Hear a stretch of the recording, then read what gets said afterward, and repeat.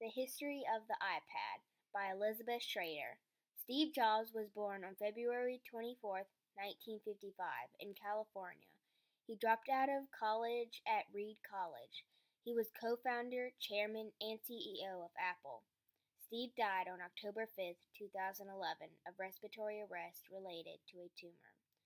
Apple co-founder Steve Jobs said in 1983 speech that Apple's strategy is really simple.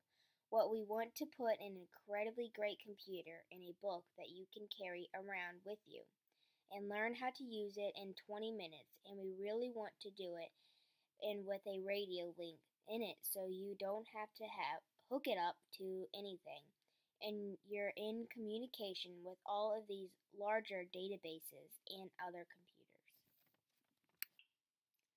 Apple was playing around with the idea of a tablet as far back as 1979 when they released the graphic Apple tablet as an accessory to the Apple II. This original tablet was designed as an aid for creating graphics. Everything began again in 1996 when Steve Jobs was brought back to Apple. Jobs had been fired from Apple. The iPod was the beginning of the thought process of the iPad. The iPod was released November 10, 2001. This changed how people brought music online. The iPhone came in January 9, 2007. People began using their smartphone and buying apps. The first iPad was released on April 3, 2010. People were surprised that a 9.7-inch screen iPad from Apple was $499. Apple is known as having quality but at a price people were shocked and really ready to purchase the affordable tablet.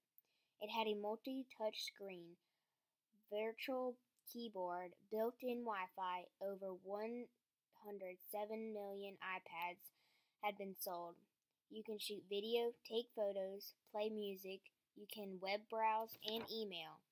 5 versions of the iPad exist with 2 mini iPads.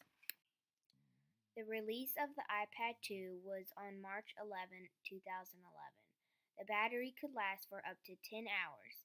It had front and rear cameras designed for FaceTime video calling. The release of the iPad 3 was on March 16, 2012, which featured better video recording, Siri, and a Retina display.